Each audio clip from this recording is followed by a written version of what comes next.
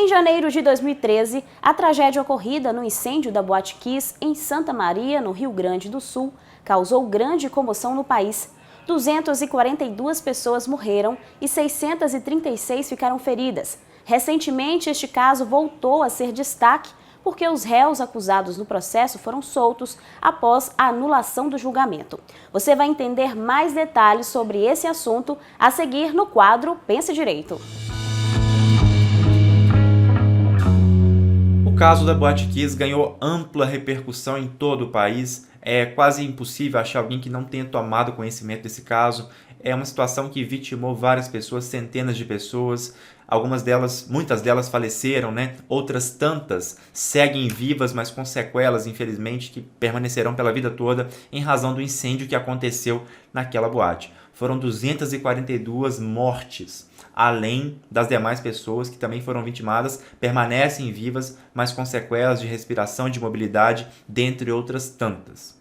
Pois bem, esse caso se transformou numa investigação, que se transformou num processo, e esse processo foi julgado pelo Tribunal do Júri, que é composto por 7 jurados, há alguns meses.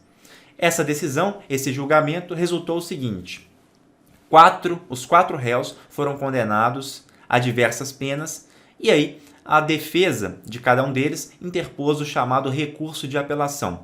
Esse recurso de apelação, lembrando que os réus estavam presos até então, tá? Eles foram condenados e aí, logo em seguida, foi decretada a sua prisão. Eles foram efetivamente presos, recorrendo em prisão e não em liberdade. E aí, nessa semana de agora, o que aconteceu foi o seguinte: o Tribunal de Justiça do Rio Grande do Sul julgou esses recursos das defesas. E o julgamento foi feito por 3 desembargadores. Desses 3, 2 deles reconheceram realmente algumas nulidades que aconteceram no processo. E, por maioria, então, anularam o julgamento que foi realizado há alguns meses para que haja um novo julgamento. Dentre as várias nulidades que foram observadas, foram debatidas, muitas delas não foram acolhidas, mas algumas foram e essas já bastaram. Dentre elas, nós temos o seguinte: reunião particular do juiz no dia do julgamento com os jurados, sem a presença da acusação ou da defesa, e acesso prévio por parte da acusação a informações confidenciais, informações sigilosas da vida dos jurados, para poder escolher quem a acusação iria admitir como jurado ou não. Só que antes de trabalhar cada uma dessas situações aqui bem sucintamente, claro, nós temos que entender o que é uma nulidade num processo. Ora, um processo é formado por vários atos. Esses atos têm que obedecer aquilo que a lei manda. Se não obedecem o que a lei manda e, assim sendo, vulneram, ofendem a garantia de ampla defesa do contraditório e os demais direitos dos réus, sim, é possível reconhecer as nulidades, e é o que aconteceu, basicamente. Sobre essa primeira nulidade aí que eu mencionei, dentre as várias tantas que foram reconhecidas. Sobre essa primeira, que consiste no fato do Ministério Público ter tido acesso a uma lista, a informações confidenciais sobre os jurados. Percebam, quando vai haver um julgamento pelo Tribunal do Júri, são convocadas pessoas da comunidade para servirem como juradas. No dia do julgamento, tanto a acusação como a defesa podem apresentar as chamadas recusas imotivadas. Na hora que o juiz sorteia um jurado, ele se levanta e aí a acusação ou a defesa podem recusar aquele jurado sem justificar. Claro, na mente de quem recusa, há uma justificativa.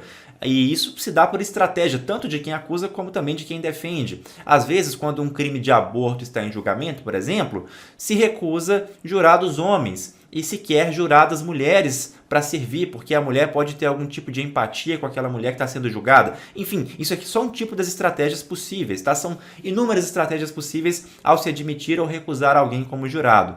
Percebam, essas recusas são imotivadas. Essas recusas que eu mencionei, claro, existem outras que também são motivadas, como por exemplo no caso do jurado ser parente do réu, da vítima, enfim, mas há também as recusas imotivadas, que a pessoa que recusa, seja acusação ou defesa, não precisa e nem pode motivar ao juiz. Pronto, basta só falar que está recusado e o juiz não vai admitir aquela pessoa como jurada, vai sortear outra na sequência. Isso funciona muito bem quando tanto a acusação como também a defesa estão em paridade de armas. O que quer dizer paridade de armas? Quer dizer que tanto quem acusa como quem defende tem os mesmos mecanismos legais para exercer o seu trabalho. Ora, Se a defesa só tem acesso, por exemplo, ao Google para pesquisar a vida de um jurado e no máximo ao site do tribunal para emitir uma certidão de antecedentes criminais para poder saber se aquele jurado tem envolvimento com o crime ou não, se é pessoa idônea ou não, se a defesa no máximo tem acesso a isso, no máximo às redes sociais, o Ministério Público tem tudo isso que já é acessível pela defesa, como também, como ficou apurado nesse caso da Boate Kiss, e foi reconhecido pela própria acusação, pela própria promotora de justiça, o Ministério Público realizou previamente pesquisas ao sistema de consultas integradas da instituição e levantou informações das mais diversas possíveis sobre os jurados. Sobre os jurados, não falo sobre os réus, sobre os jurados. Dentre elas, o Ministério Público apurou pessoas que há 20 anos atrás foram até um presídio para visitar alguém que estava preso, um parente ou um amigo.